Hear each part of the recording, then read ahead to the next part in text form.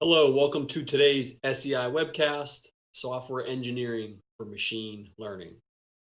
My name is Shane McGraw, Outreach Team Lead here at the SEI, and I'd like to thank you for attending today's event. We want to make our discussion as interactive as possible, so we will address questions throughout today's talk, and you can submit those questions in the YouTube chat area, and we will get to as many as we can. Our featured speakers today are Dr. Grace Lewis and Dr. Ipek Oskaya. Grace is a principal researcher and lead of the Tactical and AI-Enabled Systems Initiative at the Carnegie Mellon University Software Engineering Institute. Lewis is the principal investigator for the characterizing and detecting mismatch in ML-enabled systems and predicting inference degradation production for ML systems, both of which are research projects here. Ipek is a technical director within the SEI CMU, and her current work includes developing techniques for engineering AI systems with a focus on ML and search-based techniques, and improving software evolution efficiency with an emphasis on software architecture, software economics, and managing technical debt. And now I'd like to turn it over to Dr. Ipek Oskaya. Ipek, good afternoon, all yours. Good afternoon, Shane. Thank you very much. Welcome everyone to this afternoon's webinar. And Grace and I am very excited to have you all listening in. The topic of our conversation today is understanding software engineering for machine learning systems. As you all have been observing, as well as we are, that there's an increasing amount of interest in incorporating AI and ML components into systems. This comes with its advantages as well as its challenges. We've observed that industry and DoD alike are challenged sometimes to put these systems into production. It's one thing to develop an ML model, but it's a completely different thing to really develop it and being able to deploy as well as update it as needed. So today, Grace actually will be talking about some of the projects that we've been doing and some of the progress that we've seen in terms of research, as well as the challenges in the industry. With that, I will just get out of the way and leave it to Grace. Grace, all yours. Thank you so much, Ipek. That was a great introduction and perfect to get started right away on our topics for today. So as Ipek said, one of the things that we've been working on lately as the SEI is this idea of software engineering for machine learning systems. Like Ipek already said, one thing is to develop a model and a completely different thing is to get that model into production. Well, there is a lot of guidance out there targeted at, I would say, at the data science practice, how to develop perfect models, how to increase accuracy, how to evolve them and things like that. There isn't a lot in the field of like software engineering. How do you take that machine learning component and put it into a system and ensure that it's doing what it has to do? So the goal of this webinar today is to introduce you to two different projects that are looking to make progress in this area. One of them is characterizing and detecting mismatch in ML-enabled systems. This is a project that concluded in December of 2020, and we're happy to report on the results of that project. The second one is one that is just starting. It's called Predicting Inference Degradation in Production ML Systems. It started in January of this year, and we do believe that these two projects are going to contribute greatly to this growing field of SE for ML. So why do we even have this idea or this discipline of software engineering for machine learning? Well, the thing is that machine learning components are parts of much larger systems. From a software engineering perspective, they're code. They're complex code, but they are code. If you look at the diagram on this slide, it's from one of the seminal papers from Scully, a Google employee. And he shows in this graphic that the ML code, which is that little black box right at the center of the diagram, is just a very tiny piece of a much, much larger system. In order to get that ML code to perform correctly, you need to do data collection, you need to do feature extraction, you need to have a serving infrastructure, you need to have monitoring, you need to have data verification. So it's really just one component of many components. One of the very big challenges that we see with machine learning components is the fact, and this is probably what makes them different from, I would say, traditional components, is that they're very data dependent. Their performance when they're put into production really depends on how similar the operational data is to the data that it was trained with. This is often called the training serving skew. So what happens is that in addition to all the things that I mentioned below, there are two things that are key. Systems need to provide a way to know when model performance is degrading. There has to be a way for the system to know that that is happening. And the second is that the system also needs to provide enough information for retraining. If the model is not performing well, the system better be logging good data so that it can be retrained properly. So basically, saying again what I just said is that these types of systems really need to be engineered. They need to be instrumented for runtime monitoring of those components.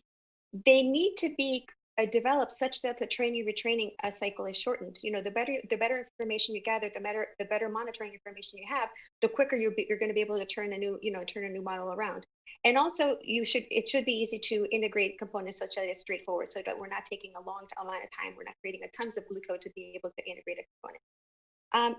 There are lots of software engineering practices that apply directly, but that are simply not used in the data science field. So for example, from one of our recent engagements with industry, we see, for example, that for software engineers, unit testing, it's just like, it's bread and butter. It's an everyday thing. Everybody knows how to do unit testing. But those practices don't, even though they translate directly, they're typically not used and not known by the data science field. So that's an example of one of those practices. Other SE practices, software engineering practice, are going to have to be adapted and extended to deal with machine learning components. Like, for example, monitoring. Monitoring has to extend beyond just making sure that the component isn't crashing, or that it's performing correctly, but really looking at performance, but from an accuracy perspective, for example. So, Ipek, before I get started on reporting on the actual projects, are there any questions?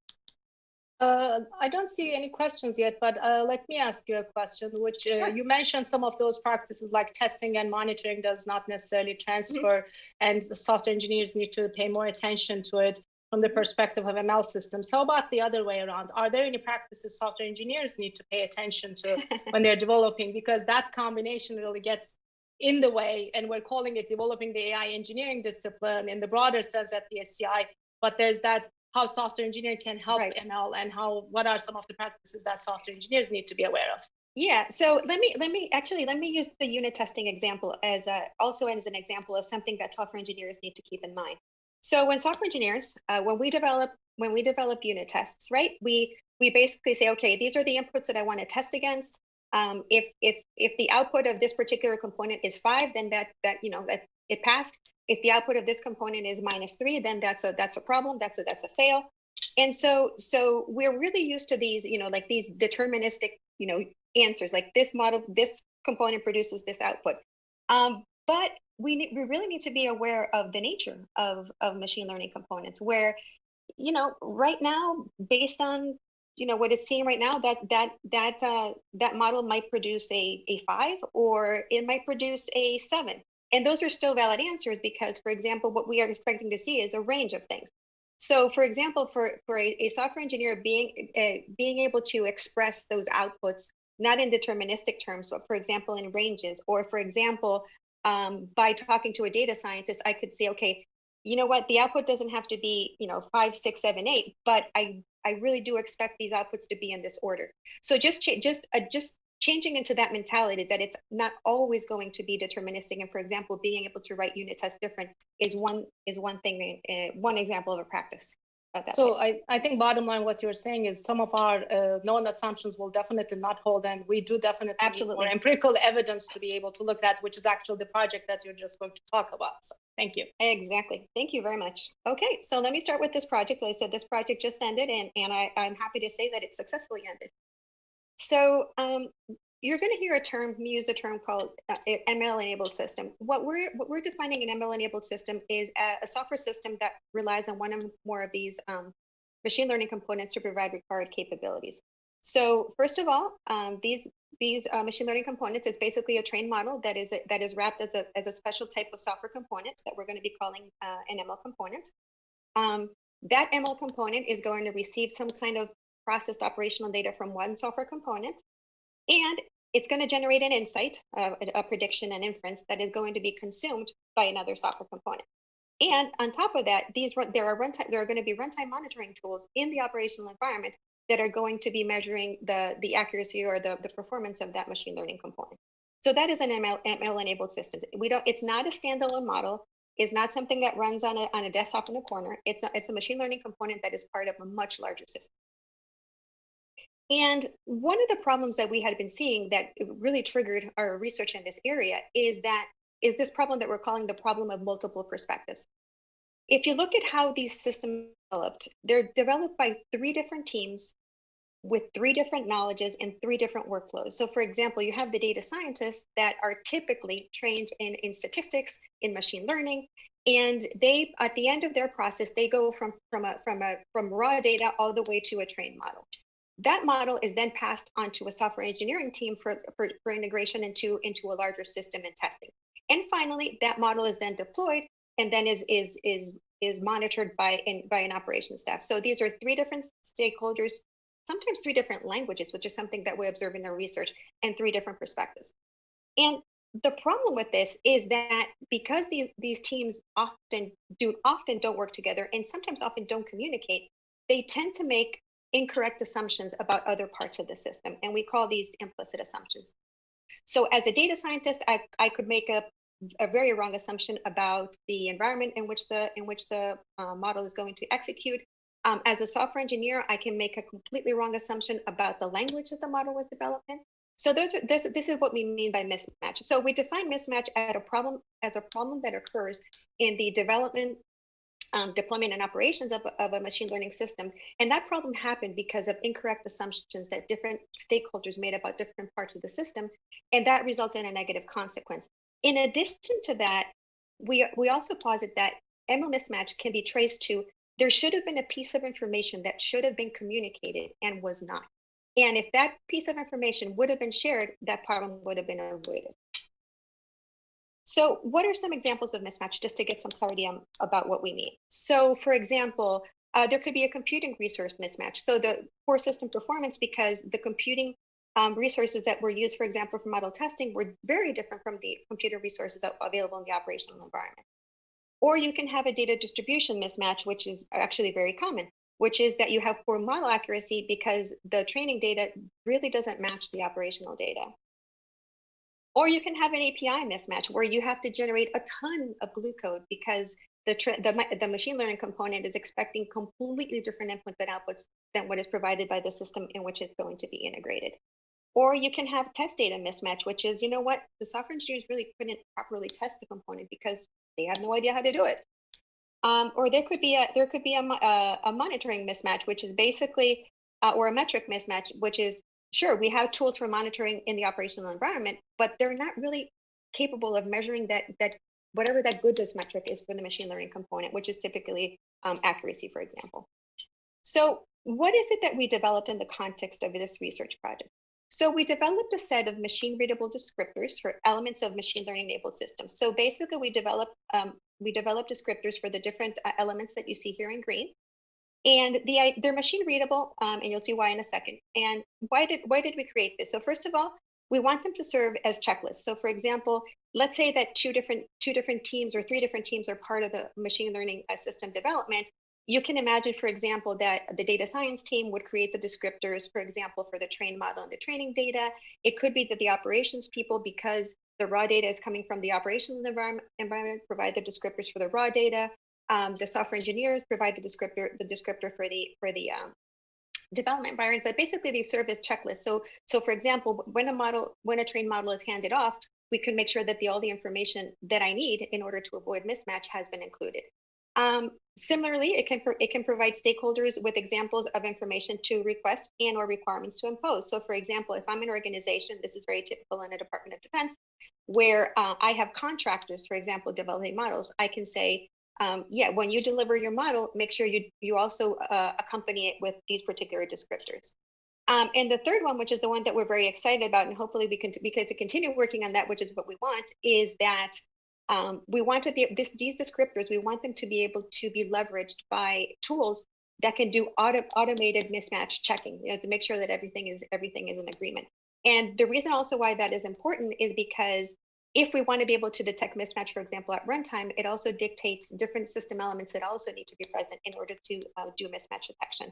So as seen in the diagram on the right, we expect them to be used by system stakeholders, let's say in a manual way, for lack of a better word, so just for information awareness or for evaluation or things like that.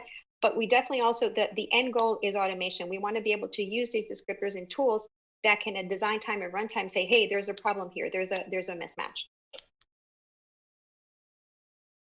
I see that there are questions, Deepak. Go ahead before I go into the study. I think this is a very good time. Yes, so there's actually a question from Matt. I will take them in different order because I know about the study and what you'll talk about. I'll take advantage of it. The question is, can you give a very quick overview of the types of systems, organizations, and environments that was included in the study? And in particular, did that include systems that followed CI/CD pipelines and lifecycle? Yeah, so unfortunately, there's not a lot of, because of the IRB, there's not, I can't report on specific systems, obviously, but I would say that we had a good representation. I'm going to talk about that in the study. We had good representation from industry, both large industry as well as small, basically startups. We had also a very good representation from Department of Defense, both the government and contractors, and I would say very, very different types of systems, going from very massive systems, like, we interviewed people, for example, from the large industries. I'm sure you can imagine what those are, who those are. But for example, we also interviewed people from startups where their product is one system, but that system has to perform very well. There was also representation from the larger companies that tend to be the ones that have more automated processes. And actually, the second project is going to talk a little bit about this, where, for example, models are trained on a daily basis just because they can. And, or for example, there were also small companies where, models are really retrained, for example, and don't really require, because it's just like one product, you know what I mean? They don't have very complex CI/CD pipeline. But that's what I want to save some of that for when I talk about the study. But all of them were organizations following modern software engineering practices, correct. Up-to-date tooling, CI/CD lifecycle, and awareness of all those. So I think that's common across. Correct, and also both for the interviews as well as the survey, one of the requirements to participate in both is that you had to be part of organization that was developing systems that fit into our definition of ML-enabled systems. They had to be a part of a team, of a group, of an organization that was developing those types of systems in which the components are part of a much larger system. Yeah. And I'll tell you the next question, but you might maybe prefer to answer it while you get there, because we do talk about programming languages and their mismatches. So the question is from Dwayne, and he asks, is R an absolute necessity for hardcore ML, or can standardizing on Python improve ML mismatch? So, and you can answer now, or you can answer when you get there. But I want to. I'll answer when I get there. But you know what? That is such an it depends question, and I hate to give those answers. But really, it depends on skills. Now, from a robustness perspective, I will say that Python is a much more robust language. And if it were my preferences, that's probably what I would do. But R, from a statistics perspective, is a lot more. I would say it's a lot more complete in terms of libraries. So it's kind of one of those. I don't know. It's one of those, like I said, it depends questions. However, I'll even though I'm going to talk about this, there were so many mismatches that we had in the study related to supporting problems, and you'll see why in a second. So, for example, if you have data scientists develop a model in R, and then it's just handed over to the software engineers, and now they have to re-implement it in Python. There's so much room for error. So we definitely did see mismatches such as that. And programming languages, definitely, that's where the devil is in the details, and that's where you actually get all the system problems. And so we saw some of those as well. So I won't derail you any further, and we'll get to some of these conversations as you explain more about our data. Absolutely. Thank you for the questions. I really appreciate it. It's so much. It's good to have those little breaks.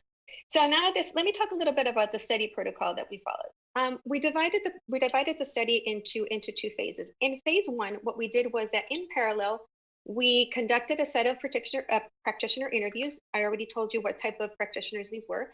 And the goal of those interviews was to elicit mismatches and consequences. So basically, it was asking the same question over and over again. can you tell us an example of a mismatch that occurred because you made an incorrect assumption, or somebody that you work with also or made an incorrect assumption?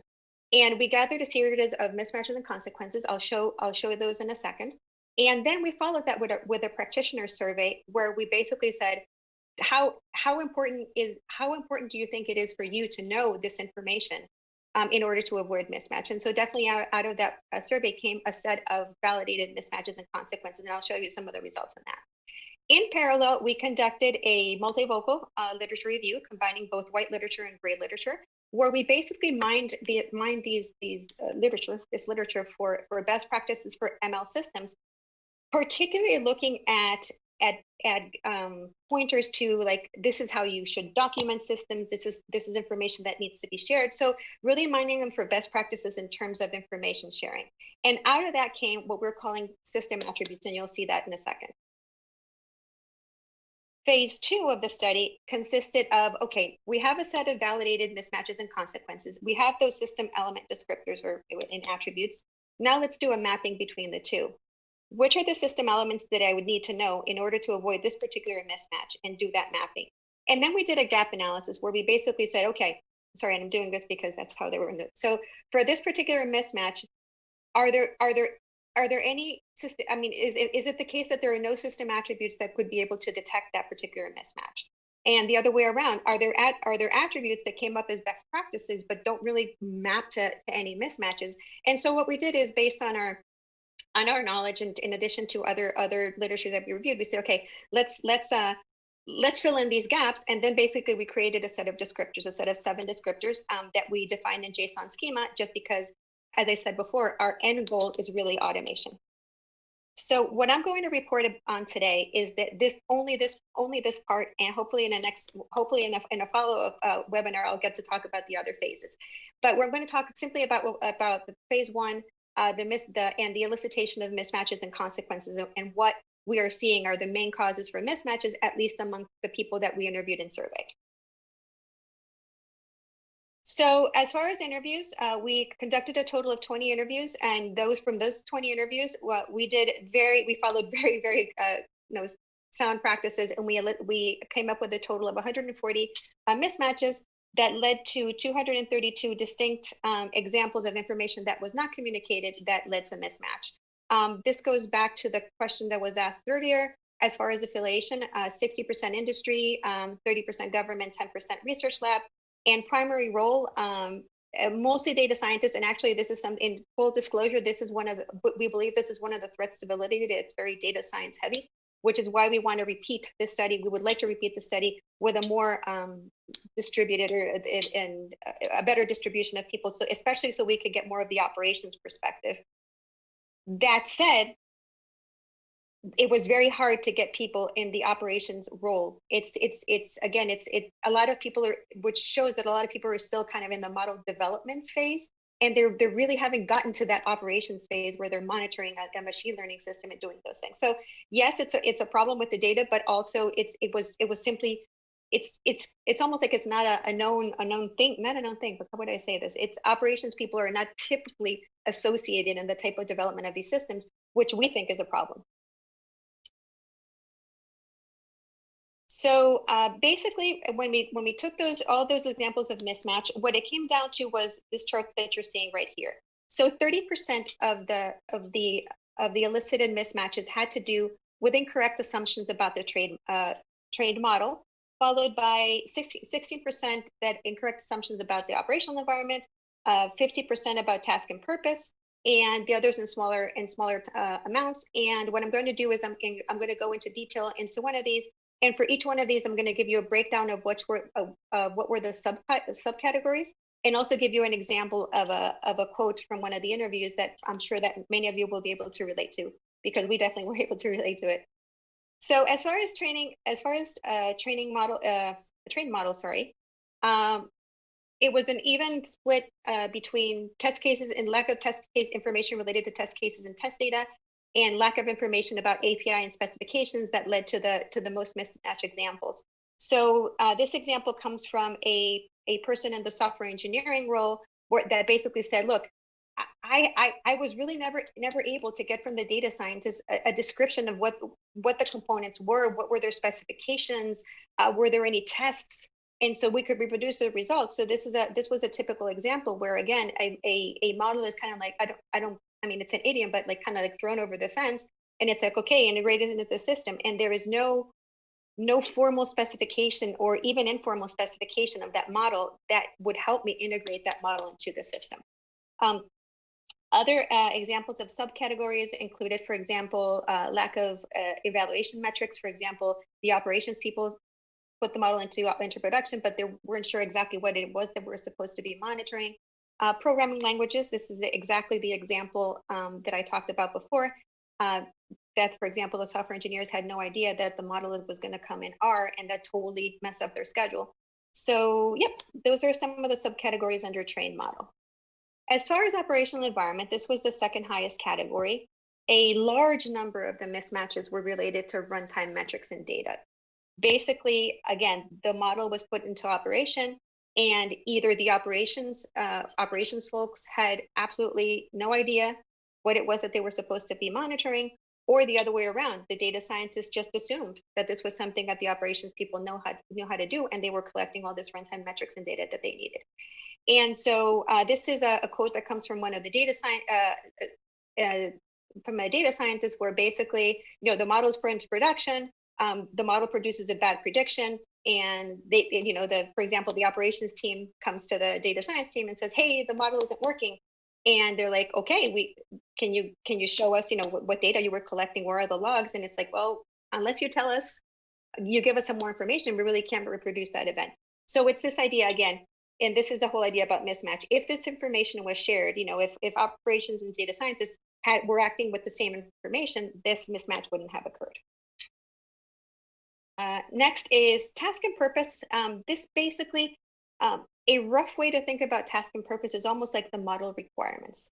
So basically, what are things that need to be communicated, especially communicated, for example, between project owners and data scientists, so that data scientists build the right model. So for example, 29% of mismatches had to do with lack of business goals.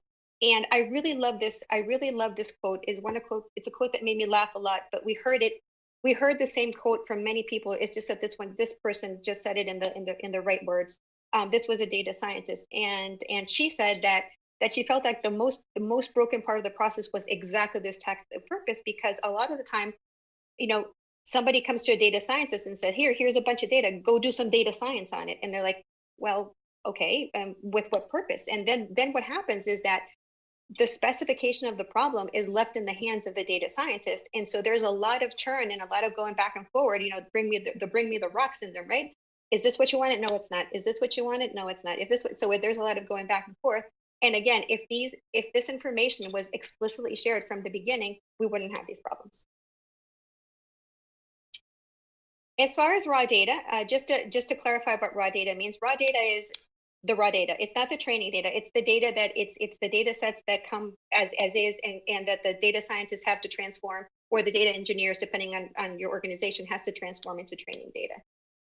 And really, most mismatches had to do with lack of metadata. So one thing is to have, for example, a data dictionary, which is the second, over here, that was the second most popular, where a data dictionary is kind of like the traditional data dictionary that most of us in the software engineering field know, right? Now, this input is of this type, and this is what it is, and these are the values and all that stuff. But metadata was the one that is most important, because it's basically, okay, it's great that I know what the data is, but for me to do my job, for me to do my data cleansing, for me to do my data preparation, I need to have some more information. So for example, where is this data coming from? When was it collected? What do these missing values mean? What is it? Is what I'm seeing, is that normal? Is that an outlier? Am I seeing seasonal effects in this data? So being able to have that metadata can definitely help the data scientists do a much better job. And that is something that they felt that is not often shared. Once again, here's some data, go do some data science to it, right? So that's related to some of the raw data subcategories. As far as development environment, definitely the number one mismatch had to do, and I guess you guys predicted it, had to do with programming language, not sharing information about the programming language that was used to develop the model, or the other way around, the ML framework, tools, and libraries. And for example, this was a quote from a software engineer that said that some of the weird, they saw so many failures trying to port models from R to, for example, Python. And for example, there was one specific instance that was shared with us where they were trying to reproduce the model in Python, and it just wasn't, they weren't getting the same answers. And they realized that there was an underlying very low level difference between the way two different libraries were handling floating point numbers that was causing the differences. So again, ideally you want to be in an environment where you don't have to do any porting. But again, if there has to be some porting done, that's something that has to be shared from the start, so that people can make decisions on whether, yes, we do have to port, and we have to put that task of porting into the schedule, or we're good. We're just going to agree that this is the language that we use, period. Going to the next category, operational data. This is the data that the model actually encounters at runtime. And most mismatches had to do with lack of data statistics. And this goes back to the training serving skew, which is that the data scientists train the model, and for one reason or another, the model wasn't trained with data that really represented the operational environment. So number one was data statistics, having much more information about the statistics of the actual operational data that the model is going to encounter. And I guess tied for a second is this idea of data pipelines and data sources. Another thing that we saw as problematic, and this was constant in some of the interviews, was this idea of not knowing like what part of the data pipeline is outside of the model and what part of the data pipeline is inside the model. And this is something that shows up again with respect to training data.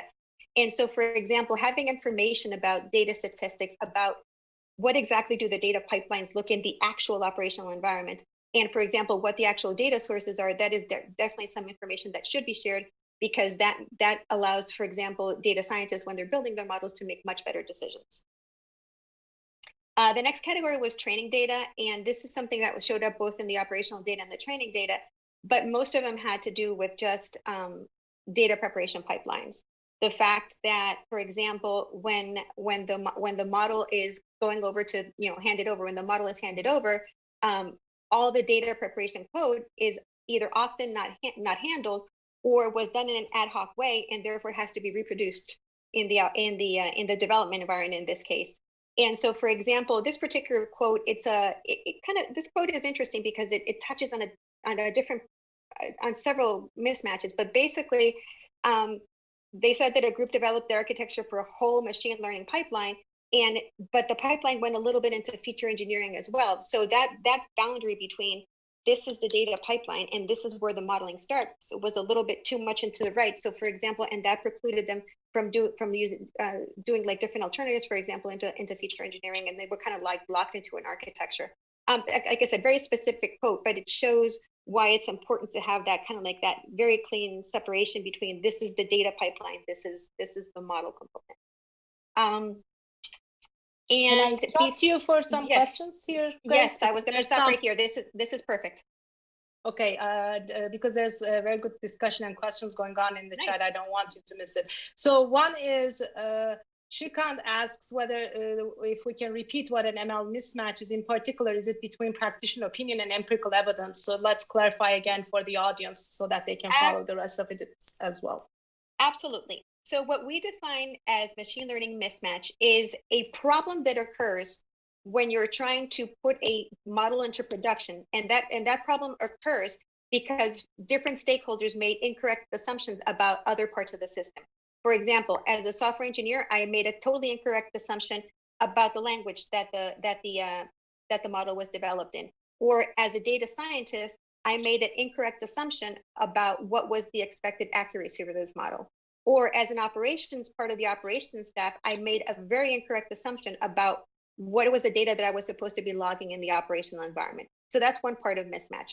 And the further explanation of mismatch is that for our study, the idea was that we would, every example of mismatch, including the ones that I just mentioned, could be traced back to a piece of information that, if shared, would have avoided that mismatch. So it's not mismatch between empirical and practitioner, but rather mismatch between different stakeholders that participate in the development of this ML-enabled system. Hopefully that answers the question.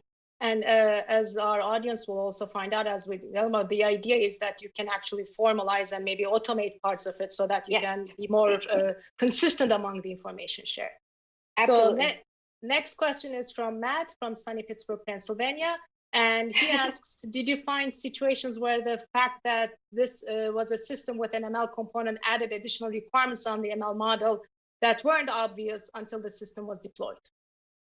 Repeat what you said after ML component. I missed the last part of the question. I'm sorry.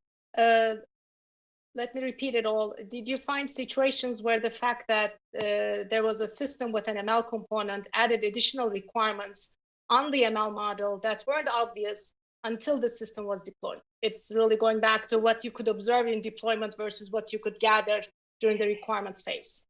Yeah. So here's one of those.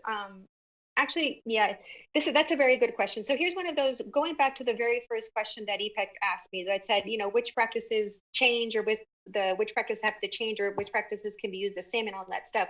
So requirements engineering for these types of components, it's actually quite an active area right now, obviously because of the interest in machine learning. And I would say that from a requirements engineering perspective, all the techniques that we use to gather requirements are exactly the same, right? Because in the end, going back to what a machine learning component is, it is a piece of code. It's just a special piece of code. But what changes are the questions. So let me give you an example of that. So for example, a question that we might not be used to asking during requirements engineering would be, what is the risk of what is the risk of the model producing a false positive? What is the risk of the model producing a false negative? That is a question that we normally wouldn't ask during requirements engineering. But for this type of system, it's very important to ask because, again, as software engineers, we have to live with the fact that these models are going to degrade over time, that they're very dependent on data, and that any changes in the data are going to change the performance of the model. So that's an example of something that where this requirements engineering. Now, a specific thing that you wouldn't know until after the model is deployed. So the examples mostly, to be honest, mostly had to do with monitoring. And this goes back to why we think it's so important. The model was performing, it was doing great. All of a sudden it starts producing a bad prediction. And the data scientists have no data to work from because nobody thought about logging this particular information or this particular a combination of input outputs. So yeah, there are lots of, I can think of many examples, but I don't want to get into them. But the whole point behind what we're trying to do is to make all that information explicit so that doesn't happen. If different stakeholders are filling out different descriptors for the system, all that information is being shared, and so a data scientist could say, I understand now. This is what the operational environment is, or the software engineer can say, okay, this is how the model was tested. This is all the testing that has already been done. This is how it was evaluated, etc. And some of the mismatches that were voiced between the mismatch between trained model and the operational model could get into requirements practices, but some of the data science practices could also actually already be able to detect those. So there's aspects of both that are actually involved, but I agree, it's an excellent question. The next question is one that is both near and dear to both your heart and my heart, Grace, because it's related to architecture. So, and there's a couple of +1s for this, which goes, did you see any mismatches of expected quality attributes versus as architected quality attributes? Example, performance, latency, scale needed to be handled, but was only built for half of that. So like, absolutely. Oh, okay, I'm gonna like leave it to 2, but because I don't want to run out of time before I get to my slides. But for example, and again, data scientists are great. They're great people to work with. They are super knowledgeable. I would never know all the things that they know, but they're not trained in software engineering. They typically don't know what quality attributes are. They typically don't they don't understand. They're very good at building their model about meeting 95% accuracy. Once they reach 95% accuracy, they're very happy. They say, okay, the model, here it is. But for example, you can imagine, okay, here's a situation. You develop a machine learning model, 95% accuracy, you put it into production, and all of a sudden the data rates for how the data is coming into the model just isn't it's just not capable of performing. See, here's the thing, performance, the way the data scientists use it and performance the way we use it as software architects is very different. So the data scientist talks about accuracy, right? So let's just use accuracy. So for example, all of it, it's not performing. I mean, it just can't handle the data that's coming in. So all of a sudden, now you have to replicate that model 4 times. So you put in a load balancer, you create 4 instances of the model. And then what happens, which is very interesting, is again, models are very data dependent, right? So if you start load balancing, different data starts going to different instances of the model. And now you have 4 identical models that are performing in the data science sense very differently. And anyway, but those are examples of things that we have to keep in mind of would anything have been done different by the data scientist if the data scientist knew, for example, that the model was going to be replicated 4 times? Or would the data scientist would have done anything different if the data scientist knew that the data was coming in at this speed instead of that speed? So yeah, there are many like that. I think the main one is performance and scalability. Those are ones that are very dear to our hearts as software architects, but it's just not something that the data scientists envision. They just produce a model and they produce an awesome model. But thinking about how to put it into production is a whole different conversation. And the monitoring aspects and how the data engineering and data pipeline aspects, so I guess in short, yes, there were quite a number of those that were identified, and we actually are actively working on both doing case studies, working with our organizations as well as our research. So once we have more substantial information accumulated, we'll definitely come out and do another webinar and address this for sure in detail. So Grace, in the interest of time, let's move on, but there are great questions coming. Oh, thanks, that's great. So now, obviously, we came up with the mismatches. Now we needed to validate it. And basically, we conducted a survey where the main question was, how important is it for you as a practitioner to be aware of this information in order to avoid mismatch? We had 31 responses to our survey, not as much as we wanted to. But then again, we were very specifically targeting people that were involved in the development of machine learning enabled systems. And because this is kind of a new discipline outside of the large companies, it's hard to get people that are working exactly in this area. And it was great. I mean, the results were great. As you can see in the diagram, the importance of sharing information for every single category was mostly rated between important and very important, which was good for our study because it showed that the information that we had gathered at least was representative of information that these survey respondents thought should be shared. Now, an observation, and this shouldn't be surprising to anyone, but what is important varies per role. And those 3 hours show 3 very interesting examples. So for example, knowing the programming language. It's funny because those of you that are here, for example, that I imagine maybe come from the software engineering domain, Software Engineering Institute, right? So for example, knowing the programming language used in the development environment or sharing that information for software engineers, 80%, for operations, 100%. But for the data scientists, only 69%. Knowing what computing resources are available in the operational environment, 100% for both operations and software engineers, data science, 88%. Evaluation metrics, I am so sorry. For the data scientists, 100%, because this is what they need to do to have in order to do their job. Whereas for software engineers, for example, was only 80%. But again, for operations, 100, because this is something where these 2 perspectives are the ones that are most involved. So I think even though it was a small scale survey, this particular observation to me is very important because I think it makes what we're doing even more relevant. The fact that for different roles, different things are less or more important, but that you need to look at them together because they're important for somebody. And so that finishes the results of phase 1, and this is what we did in phase 2. This was already concluded, but we're not reporting on this. So after we had the validated mismatches and the consequences and the different system element descriptor attributes from the multivocal literature review, we did a mapping between the 2. So basically, we have this huge spreadsheet where we had all the mismatches here as rows, and then we have the different descriptors on the top as descriptors and their attributes. So this is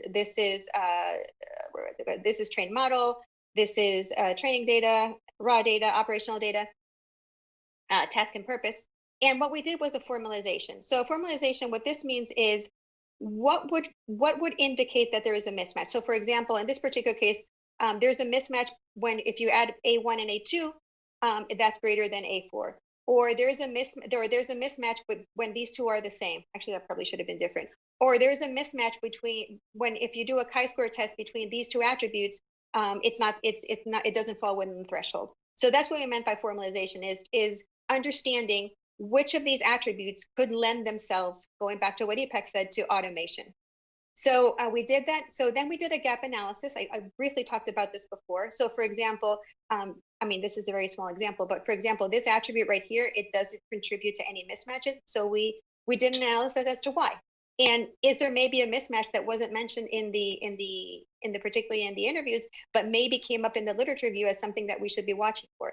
And the other way around, for example, this one right here, there is a mismatch, which I guess we can call it 5, that of the attributes that came out of the reviews, it doesn't seem like there's a way to detect those. So maybe that's an example of one of those that is probably not, we can't formalize that particular one. But it was important to know which ones we could and which ones we couldn't.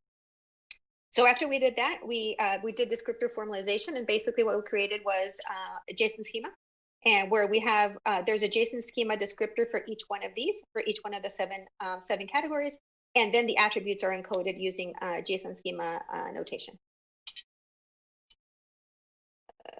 Oops.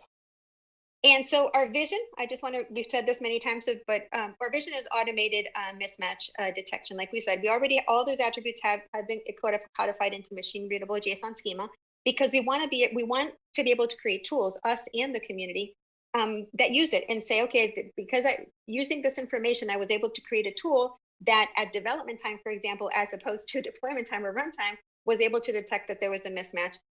There are so many forms of automation and so many tools that we can envision, going all the way from what I would call the most simple of the tools would be one that basically is able to read in the JSON schema and is able to provide a user-friendly environment so that different stakeholders can fill in the different descriptors for all these.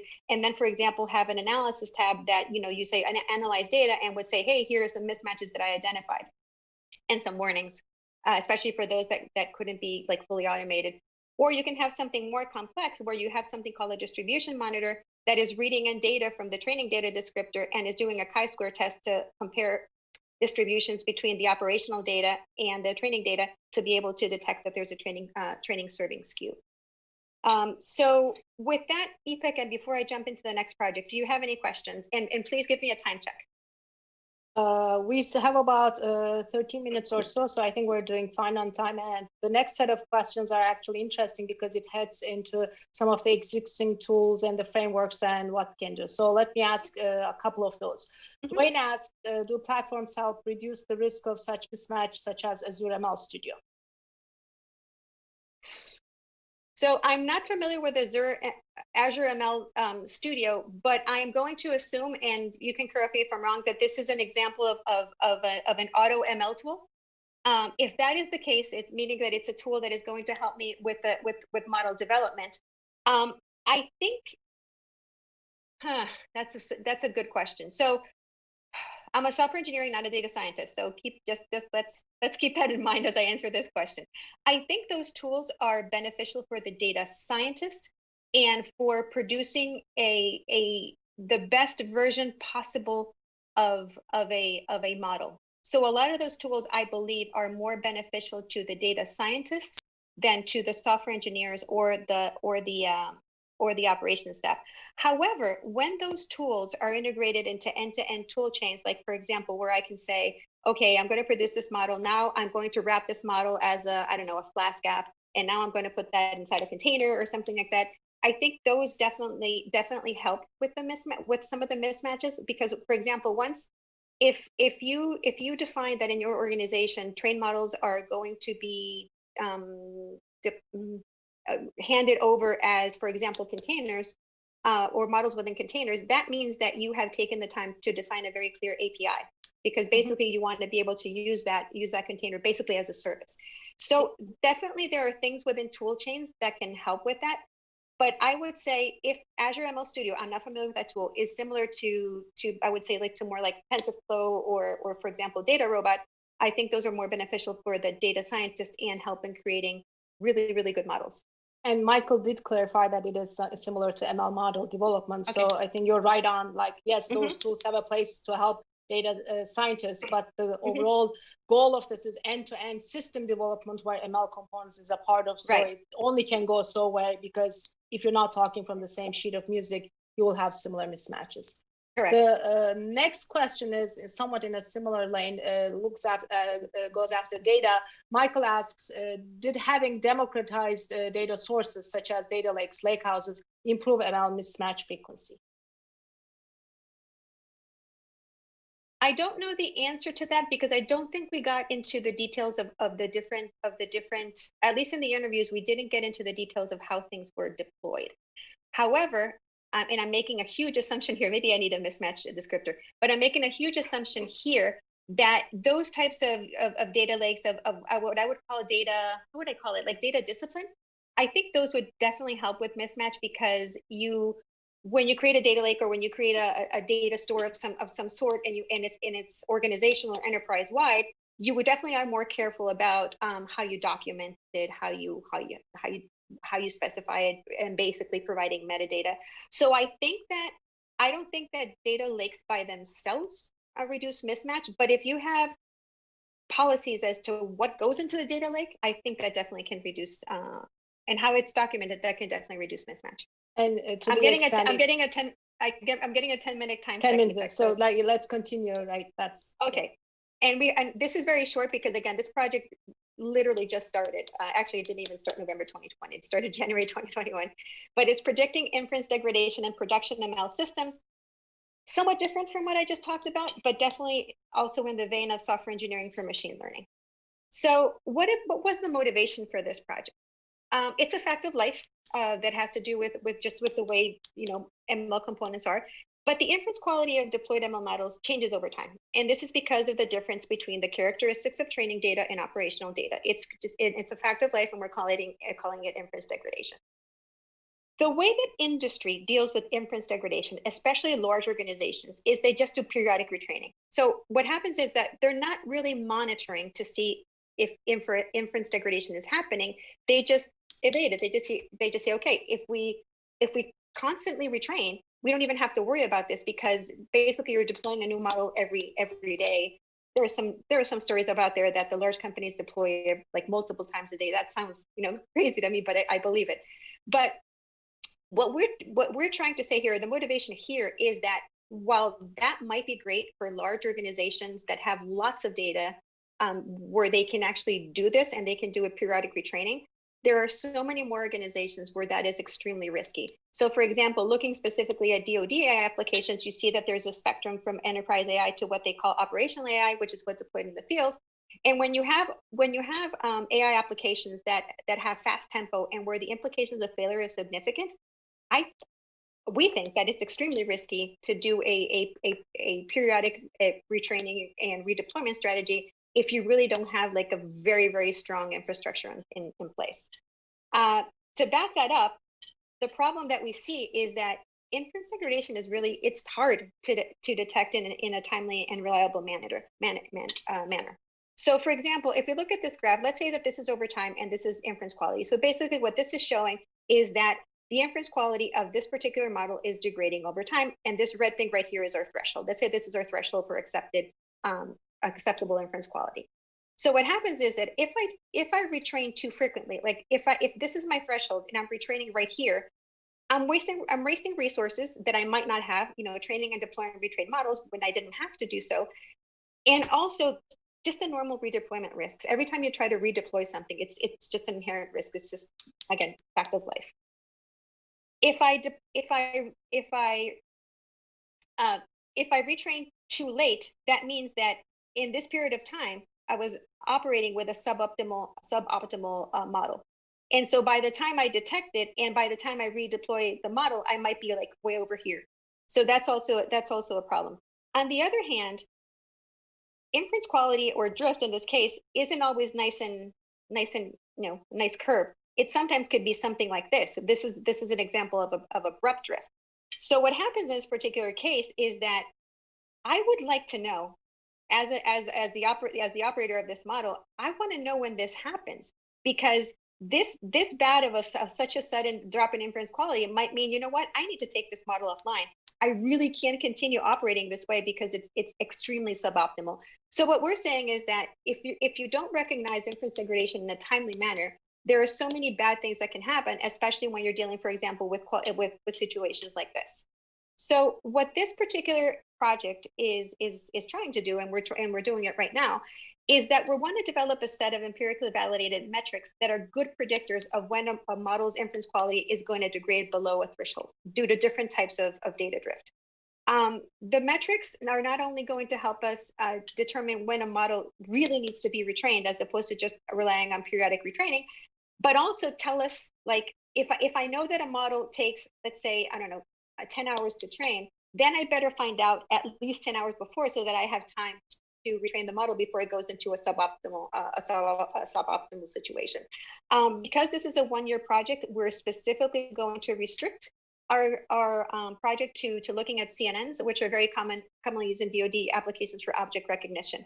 If we're successful, we hope to be able to expand to other types of models.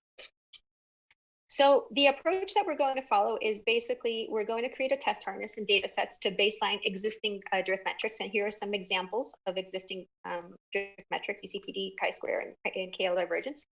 And we're going to be able to, and we want to test the ability of the single metrics to predict inference quality over time for models based on CNN. So basically, we have a data set that right now we're doing some data perturbations to it to introduce data drift into them and see how long it takes for these particular metrics to detect that drift has occurred. Once we have a baseline of existing drift metrics, what we want to do is we want to start combining them and developing complex metrics to see if maybe a combination of metrics is a better thing to have, because that way you can detect different types of drift. Because it could be that, for example, KL divergence is good for detecting one type of drift, but BCPD is better for detecting some other type of drift. And obviously, we're going to validate these metrics with respect to the baseline. So, and this is my final slide, EPIC. So our goal is really empirically validated SE4ML practices. That is the goal of the group in which I work. So in this particular case, developing these novel metrics and also the test harness and making it available as open source is going to, we hope, is going to improve the practice of effective retraining of machine learning models. The mismatch, the descriptors that we talked about before, we envision them and we hope to continue doing so, that they serve as checklists as these types of systems are developed, and that, for example, these descriptors are starting to be used as kind of like requirements when people develop different types of parts of the system. And obviously our goal, especially for the first project, and obviously for the second, because eventually we do want to be able to integrate these metrics into a tool, is that we want to be able to do automation when it comes to mismatch automation for determining, for example, if I want to detect mismatch at runtime, which are different system components that to be part of the system, or automated mismatch detection, it could be design time or runtime. And if we take it further into the second project, imagine having these metrics built in to monitoring systems to be able to inform different stakeholders that it's time to retrain a model. And with that, EPIC, I am done with my presentation for today.